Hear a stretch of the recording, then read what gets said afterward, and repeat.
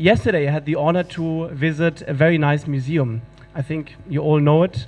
It is the museum of the former president of Ghana, Nkrumah. Do I pronounce that right? Yes? I was very inspired. He was a cool man.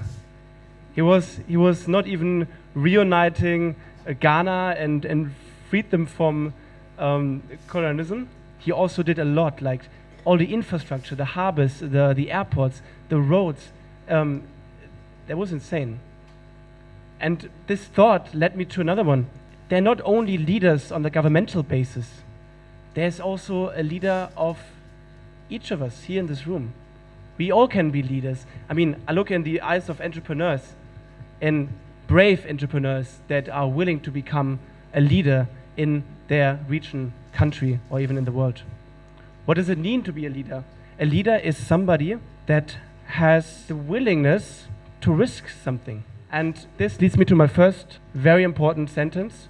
We need more leaders. We need more leaders, and this is important because we want to support sustainability, impact. All of that cannot be happening by good community and good leaders. What does it need to be a leader? To have ownership. To be an entrepreneur, it means that you take things personal. Because everything you do, everything you burn for is personal. You own it. It's yours. It is your idea. It is your subject. And you try to change something, and it's not going to be easy. There's going to be fear of rejection, right? I mean, all of us had this kind of fear of rejection. And I thought, yes, we all face rejection, but how often? Let's try to get rejected more often. Let's try to get rejected more often, yes, because that can help us to get used to it. And also to say a very magical word. Because what happens as an entrepreneur if your customer doesn't like your product? What do you say? Okay, I'm sorry, then we will never see you again. No, you ask this one very important word. And for me, it works like a miracle. It is why. And people have not the courage sometimes to ask, why? Why don't you like that? Why are you not attracted to my product? Why is that the case? Why don't you have time? And it works miracles because sometimes people are willing to share why that's the case. And then you can react on that. Maybe you can even turn it around and make somebody a beloved customer. The second sentence that is really important for me, and I was very happy listening to the last speakers, because you know, it is clear that we need African innovations to solve world problems. Why is this the case? What is there in the world that needs to be solved? I mean, we are in a world right now where there is climate change, there's loss of biodiversity, there's plastic pollution, there's social problems.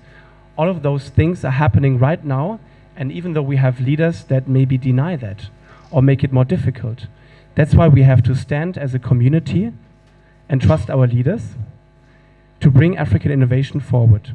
How can African innovation help with that? I mean, Emmanuel already said and talked about it. It is it's not a lie that African society has 1.35 billion people. 70% of all of them are under the age of 24. You have the youngest society. You have not only the youngest society, you also have the biggest intention to be a founder society.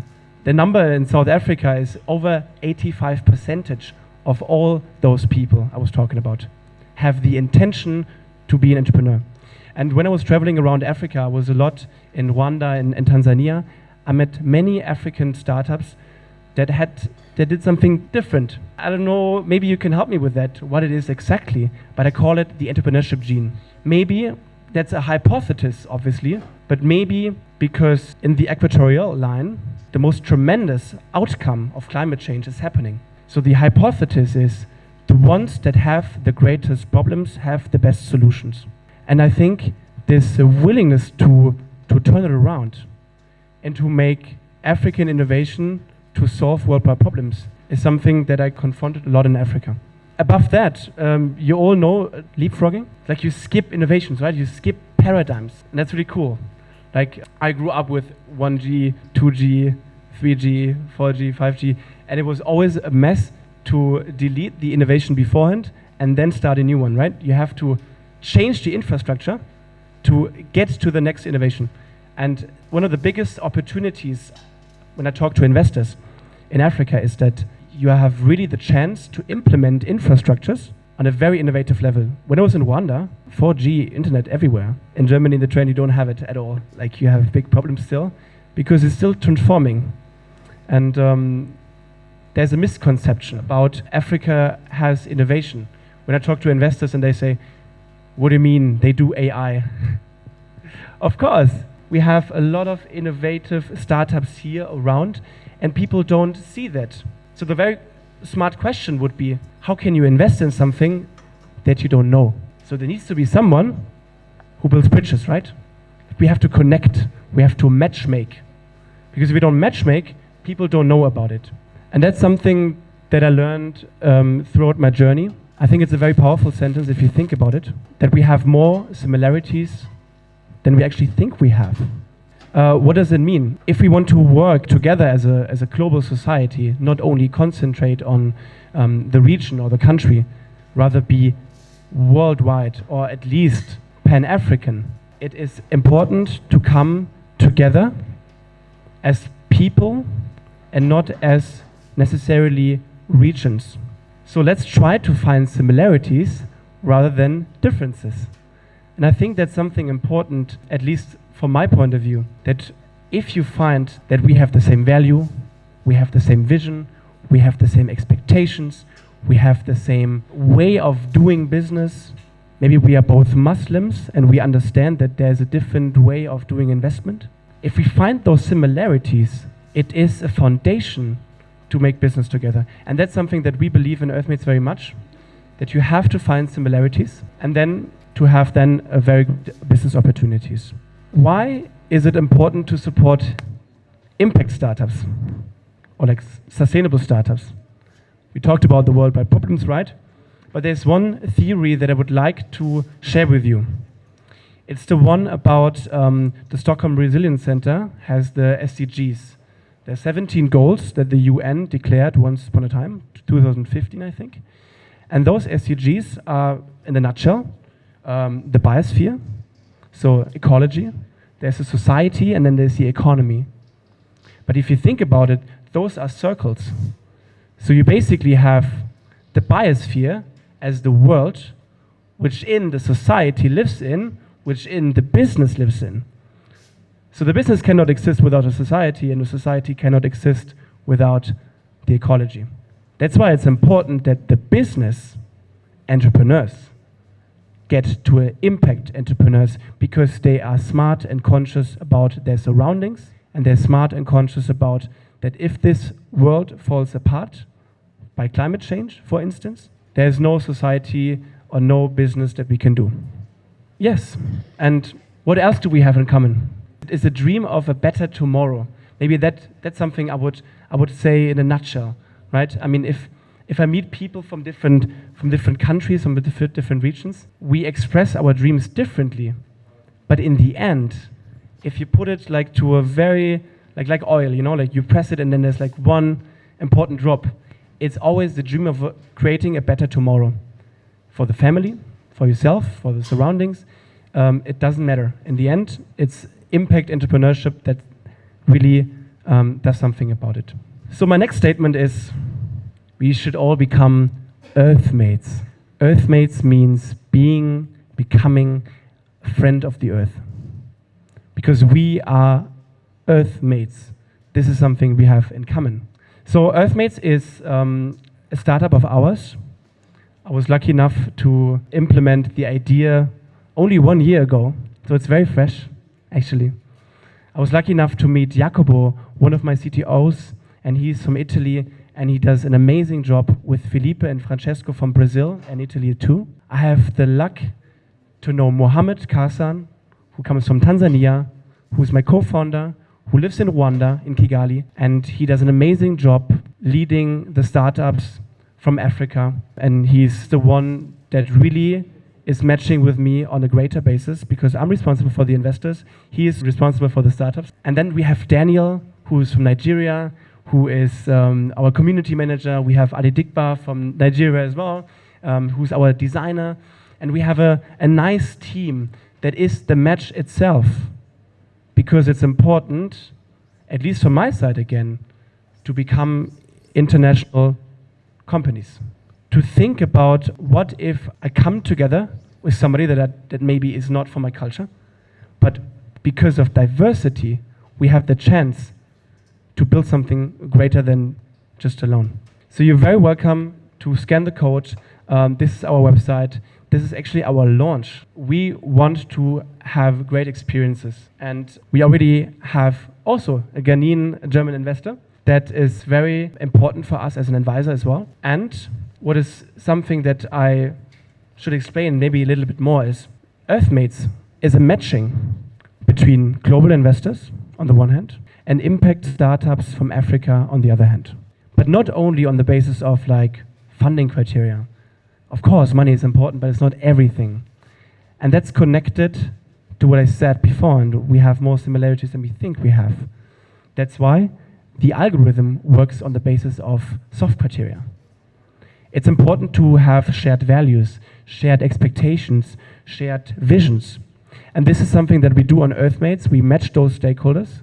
Above that, we also match founders with founders in terms of the Pan-African idea. Because we believe if you're a startup and you do social tech, there is 100% another startup that does social tech, maybe even has the same idea in Botswana or in Tanzania or in Egypt. We don't know. So if you match those people as well, they might become co-founders or they can learn from each other on a greater way. And this is something that is very important for me. We are continuously looking for the greatest startups in Africa.